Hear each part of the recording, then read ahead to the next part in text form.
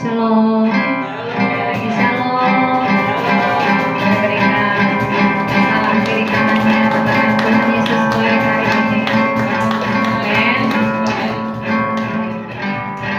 Kita akan mulai ibadah kita pagi hari ini. Sebelum kita mau masuk dalam hadirat Tuhan, mari kita menundukkan hati kita. Berbesar hati sejenak.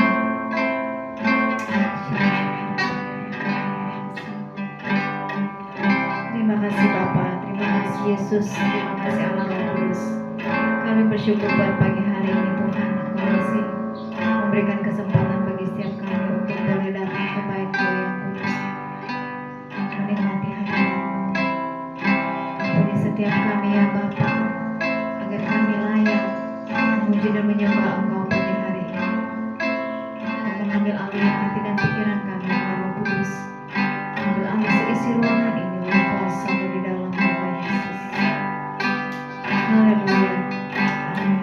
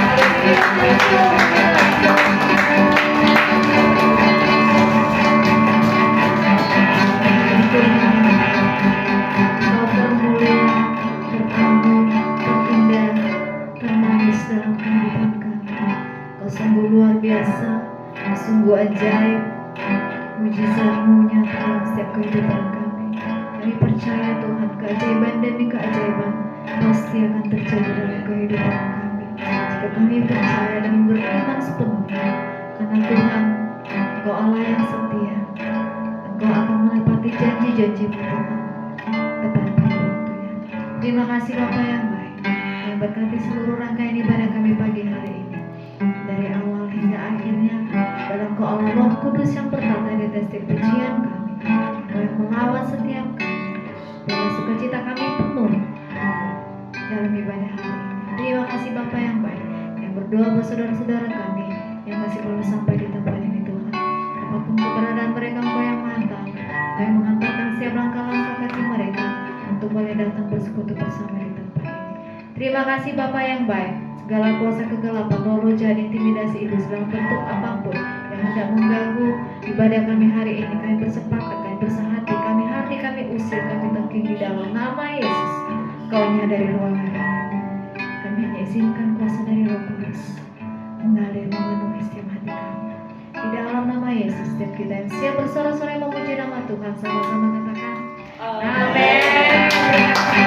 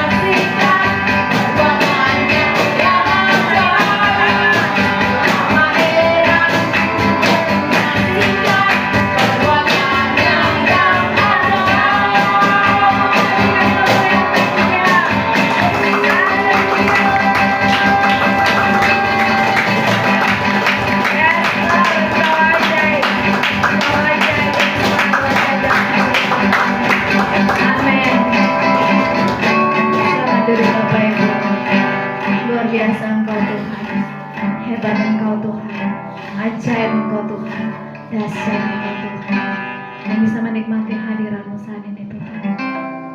Semua karena anugerah-Mu Tuhan. Terima kasih Bapa yang baik. Kerinduan kami Tuhan, kami mau tetap terus menyenangkan hati-Mu Tuhan, sampai pada kesudahannya. Haleluya. Tuhan, Engkau menyenangkan Yes, Lord.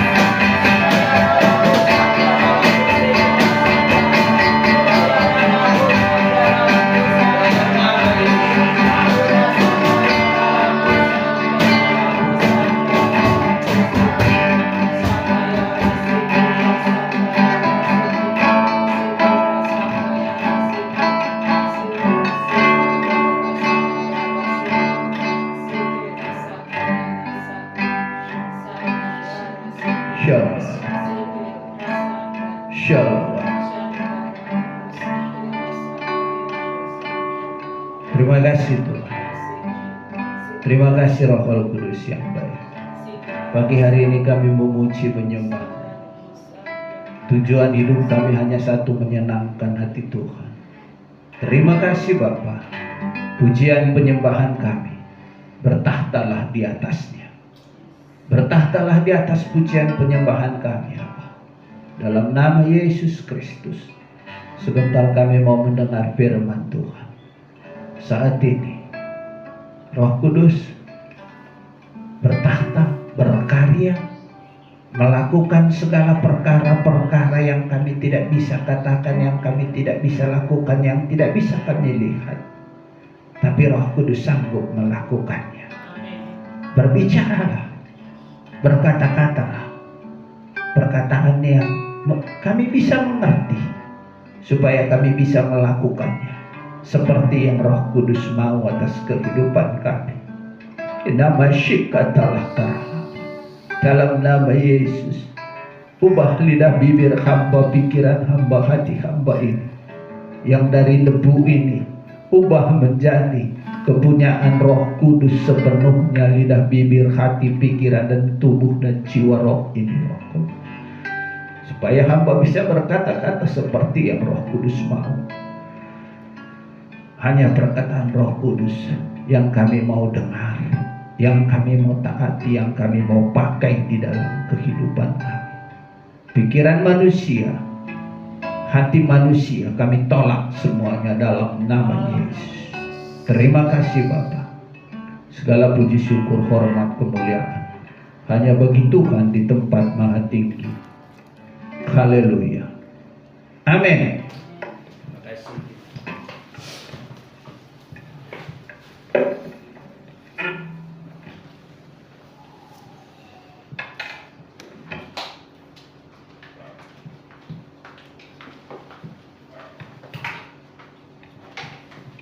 Shalom.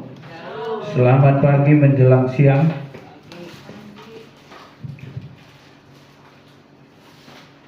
Mari kita baca firman Tuhan.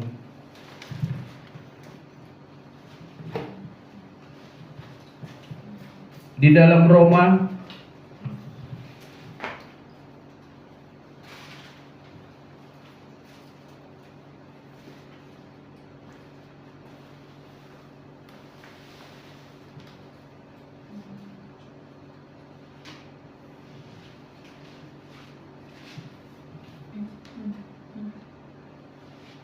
salah, mohon maaf. Di dalam Kisah Rasul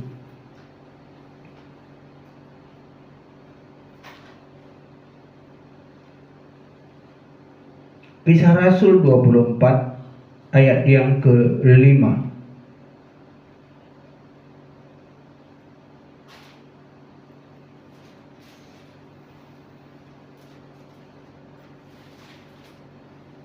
Demikianlah firman Tuhan. Sudah dapat semua ya? Kisah Rasul 24 ayat yang ke-5. Telah nyata kepada kami bahwa orang ini adalah penyakit sampar, seorang yang menimbulkan kekacauan di antara semua orang Yahudi di seluruh dunia yang beradab, dan bahwa ia adalah seorang tokoh dari sekte Nasrani. Malah ia mencoba melanggar kekudusan bait Allah. Oleh karena itu kami menangkap dia dan hendak menghakimi dia menurut hukum Taurat kami. Amin. Hari ini firman Tuhan perikopnya luar biasa. Perikopnya hari ini adalah penyakit sampar. Jadilah jadi penyakit sampar. Jadilah menjadi penyakit sampar. Kemarin kita tahu tahun 2020, 2021 sampai 2023 terakhir masih ada penyakit sampar, yaitu COVID. Kita takut semua pada COVID. Kenapa kita takut kepada COVID? Karena dia adalah berbentuk penyakit yang mematikan dan menyebar. Sungguh luar biasa. Penyakit sampar ini bisa dibilang penyakit sampar.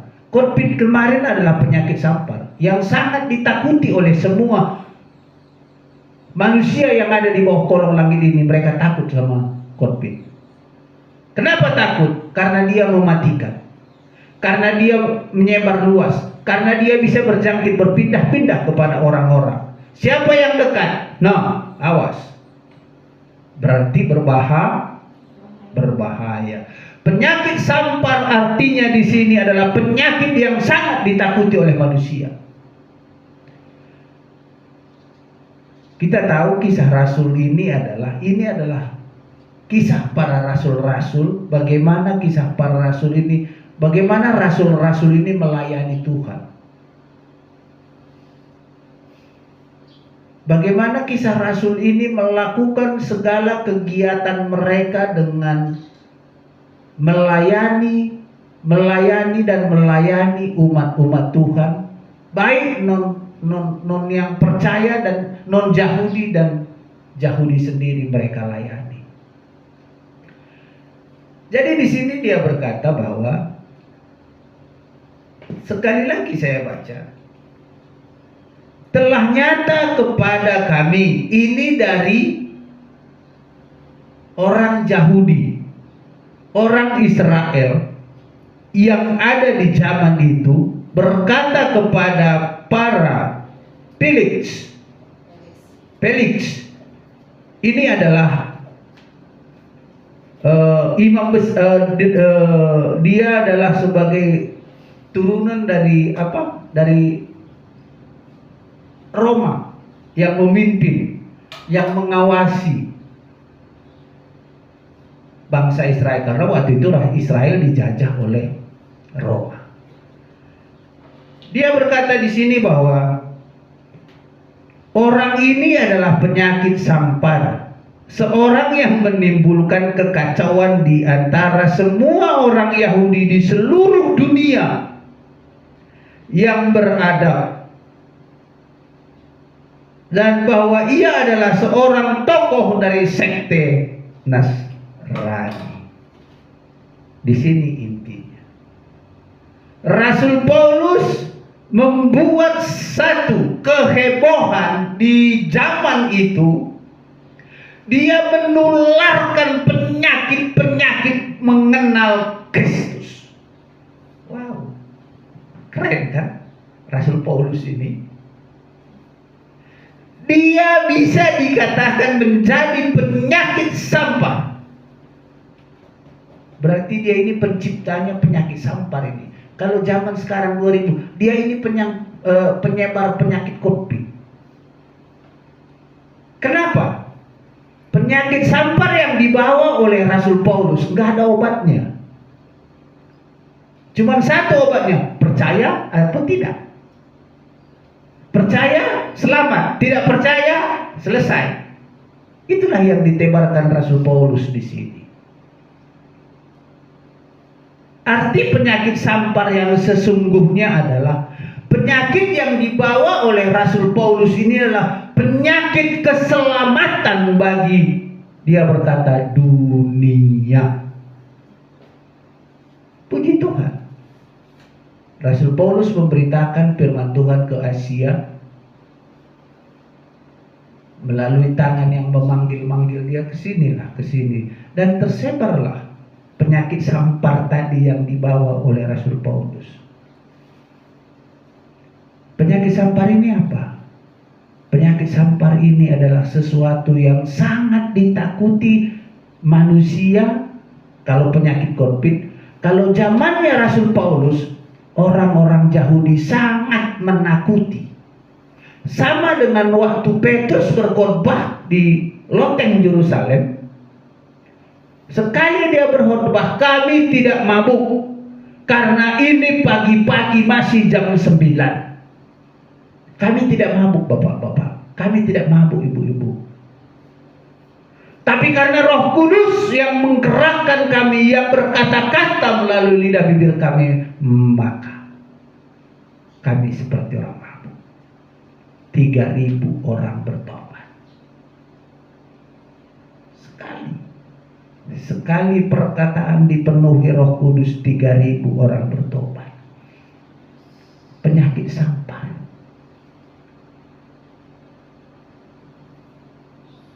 Penyakit sampar yang dibawa Petrus, yang dibawa Rasul Paulus, lebih lagi seluruh dunia mengenal Tuhan. Dia tebarkan pengenalan akan Kristus. Dia tebarkan bagaimana kasihnya kepada Kristus. Dia nyatakan di dalam pelayanannya. Dia buat segala sesuatu seperti yang Tuhan mau, bukan seperti yang dia mau. Itu hebatnya Rasul Petrus, Rasul Paulus. Dia melakukannya dengan tangannya sendiri, dengan kekuatan Roh Kudus.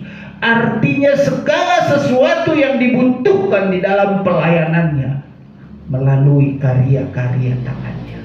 Untuk dana-dana yang dibutuhkan, semuanya karya. Maka bisa dikatakan dia adalah penyebar sampar ke seluruh dunia. Kalau rasul-rasul hanya Yerusalem, Arab, dan Eropa doang. Tapi kalau Rasul Paulus, dia berkata sampai ke ujung-ujung bumi. Di sini dia berkata bahwa semua orang Yahudi di seluruh dunia yang beradab, dirubahlah paradigma. Sedikit saya mau katakan bahwa waktu Rasul Paulus di Roma, karena dia dari selesai dari pelayarannya, maka tinggallah dia di Roma dengan tenaganya sendiri. Dia kos, dia menyewa satu rumah, dan dari situlah dia membawa berita-berita kepada orang-orang Yahudi yang ada di Roma. Orang Yahudi yang ada di Roma berkata, kami tidak tahu itu, kami tidak tahu apa persoalanmu di sana. Maka dari itu, sesudah Paulus mendengar perkataan mereka,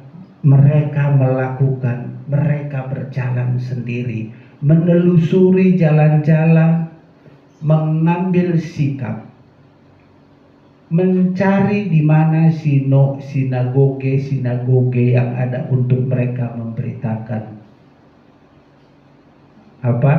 menyebarkan sampar.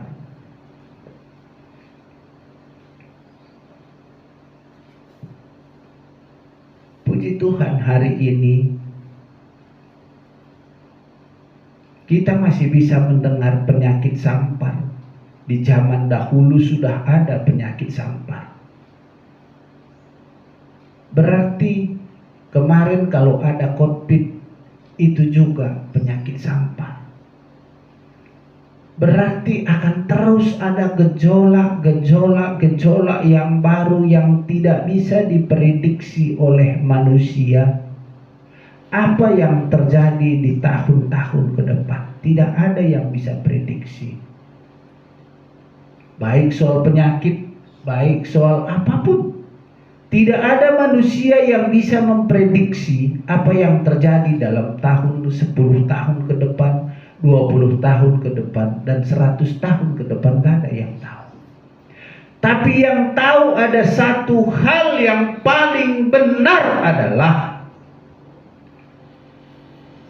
Rasul Paulus berkata di sini, jadilah seperti aku, penyebar sampar.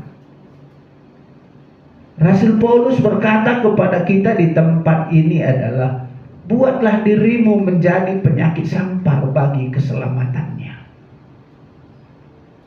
Udah sejauh mana kita menjadi penyakit sampar bagi orang lain?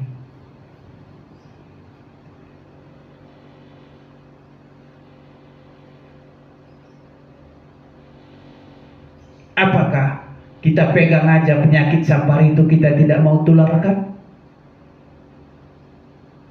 Penyakit sampar itu harus ditebarkan.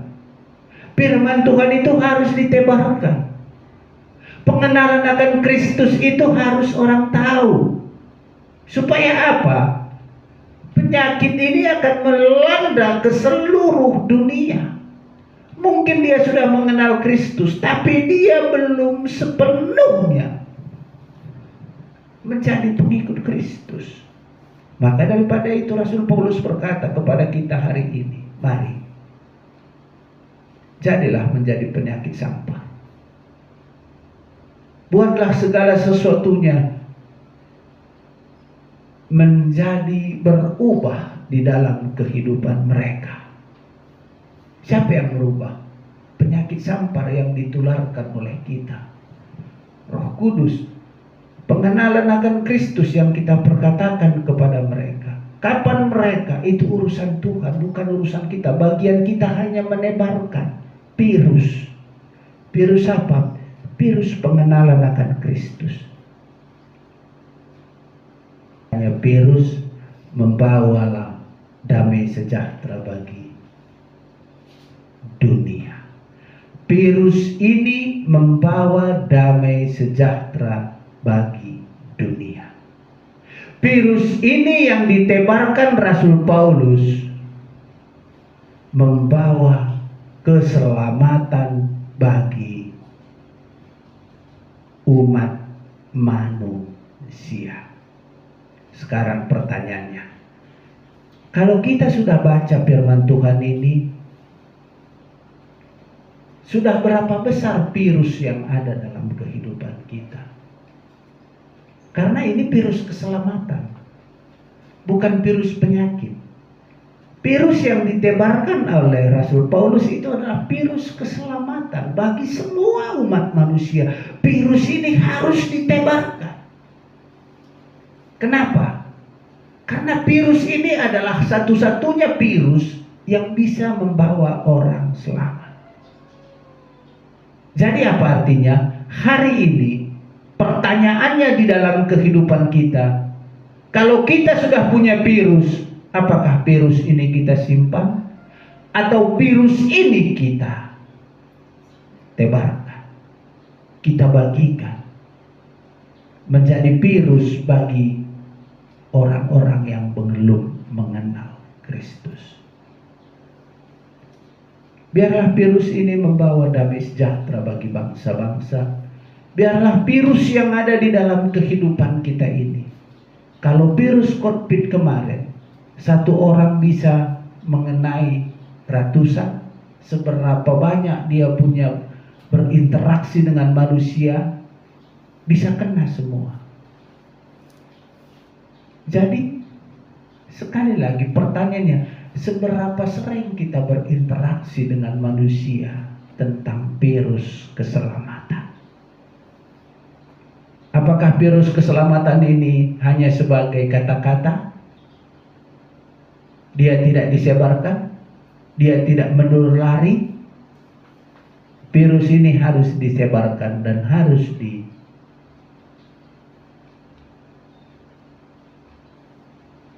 diperluas lagi ruang lingkupnya, supaya banyak orang yang datang menyembah kepada Tuhan.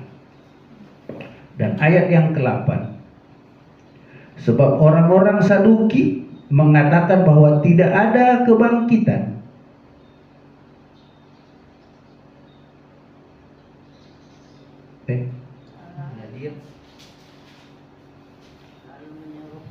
Malah dia mencoba melanggar kekudusan bait Allah. Oleh karena itu kami menangkap dia. Kenapa ditangkap Rasul Paulus? Karena dia menyebarkan. Kalau kemarin COVID, nggak ada yang ditangkap, malah dibiayai semua yang kena COVID. Karena Rasul Paulus penyebar COVID, penyebar penyakit sampar, maka dia ditangkap, diadili di hadapan Felix. Supaya apa? apa? Supaya dia perkatakan waktu dia diadili, dia di situ juga menyebarkan sampah. Di mana Rasul Paulus berada, di situ dia menebarkan sampah. Wow. Jadilah penyebar penyakit sampah, penyakit firman Tuhan atas semua, baik tetangga, baik keluarga, baik teman-teman kita yang ada. Jadilah penyebar. Dia selamat, dia terima, itu urusan dia. Tapi baiklah kita menjadi pelaku penyebar firman Tuhan. Supaya apa? Di dalam pemberitaan firman atas mereka, Roh Kudus yang bekerja, Roh Kudus yang merubahkan yang tidak mungkin menjadi mungkin, yang tidak nyata menjadi nyata. Kita hanya pelaku. Kalau bisa di dalam perusahaan kita hanya sales. Direkturnya Tuhan Yesus, salesnya kita. Kalau sudah pendeta, sudah terlampau sulit, terlampau besar nama pendeta itu, biarlah namanya sales saja. Sales marketing.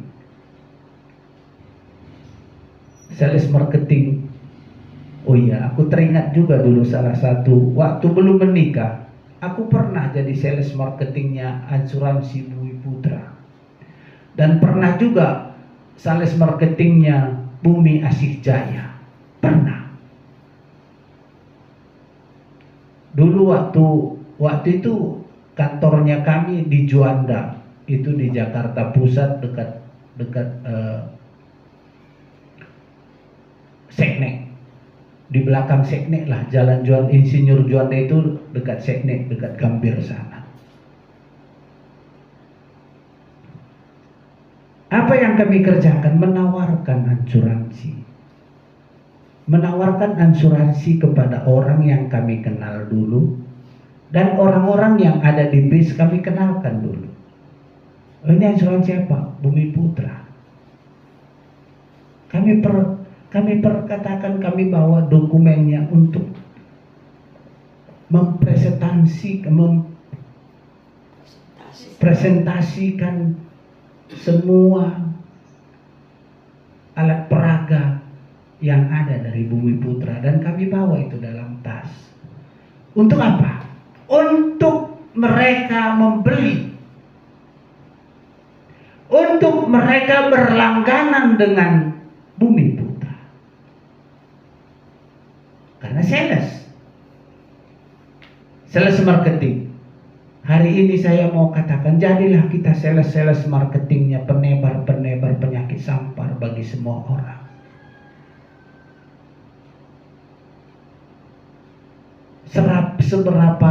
Seberapa banyak Tuhan tidak pernah menuntut hari ini kau harus 10 orang hari ini, tapi seberapa banyak hati kita ingin menebarkan, dan Tuhan tidak pernah membatasi.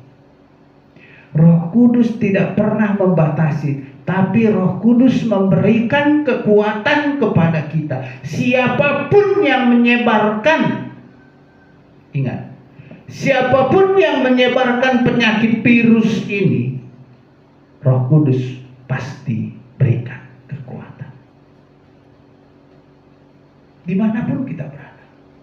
Jadi jangan sekali-sekali kita berkata bahwa kau harus begini, kau harus begini, kau harus begini. Tidak. Biarpun kita kenal dia, biarpun saudara kita sendiri, tidak usah. Perkatakan saja firman Tuhan seperti apa yang kita dengar, seperti apa yang kita baca. Bahwa firman Tuhan menasihati, bukan mendikte. Firman Tuhan untuk dilakukan, bukan untuk didengar saja. Firman Tuhan harus disebarkan, bukan didiamkan saja. Mari, saya rindu mulai hari ini di pertengahan tahun 2024 ini, biarlah kita yang ada sekarang ini menjadi penyebar virus. Supaya apa? ada pertambahan jiwa-jiwa. Kerinduan hati kita adalah bertambah jiwa-jiwa. Tapi harus melalui virus-virus yang kita tebarkan kepada orang. Baik yang kita kenal, baik yang kita kenal, baik yang tidak kita kenal. Menyebarkan virus, menyebutkan doa dalam doa kita, menyebutkan namanya aja itu sudah menyebarkan virus. Kita sebutkan doanya, dalam nama Yesus aku sebarkan pengenalan akan Kristus atas siamu. Aku sebarkan pengenalan akan Kristus atas si ibu ini. Itu sudah menyebarkan virus. Jadi bukan sesuatu yang sulit, bukan. Yang dilakukan Rasul Paulus adalah dia berjalan. Teramat sulit. Dia melakukan kegiatan-kegiatan untuk berjalan untuk menyebarkan virus. Kalau Rasul Paulus sendiri melakukan seperti itu, apa yang kita harus lakukan pada saat ini? Kita sesudah kita mendengar pemberitaan firman hari ini, penyebar virus bagi keluarga kita, bagi tetangga kita, bagi saudara-saudara kita. Itu firman Tuhan hari ini. Coba kita renungkan dalam-dalam supaya firman Tuhan tidak pernah sia-sia. Tapi firman Tuhan itu adalah hidup adanya untuk merubah pola pikir yang lama menjadi pola pikir yang baru. Kehendak yang lama menjadi kehendak yang baru. Keinginan yang lama menjadi keinginan mengenal Kristus Yesus di dalam kebenaran. Itu yang dilakukan Rasul Paulus. Mari sekali lagi, saya rindu kita menjadi penyebar-penyebar virus. Bukan mendikte, tapi memberitakan. Bukan memaksa, tapi mengingatkan. Supaya pengenalan akan Kristus ada di dalam saudara-saudara kita. Ini firman Tuhan hari ini untuk kita renungkan dalam minggu ini. Biarlah kasih karunia Tuhan, damai sejahtera Tuhan itu memenuhi seluruh kehidupan kita. Silakan Tuhan Yesus memberkati kita semua. Amin.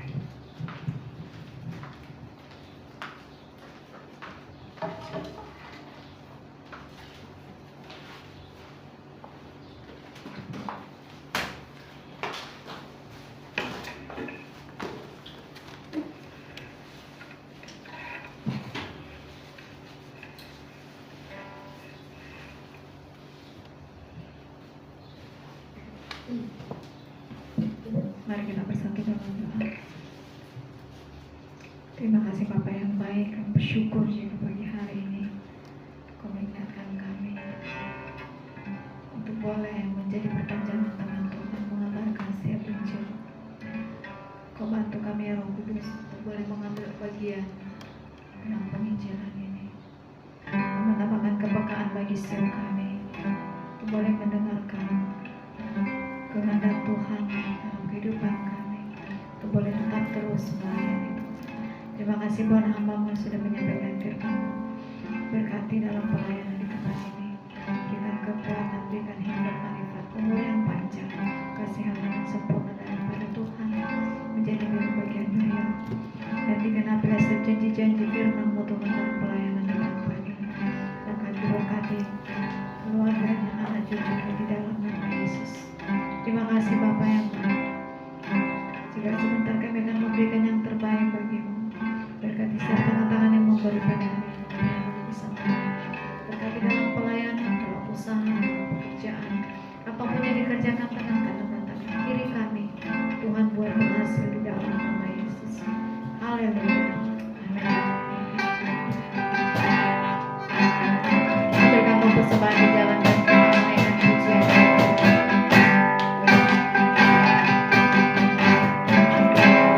Kau Bapa yang selalu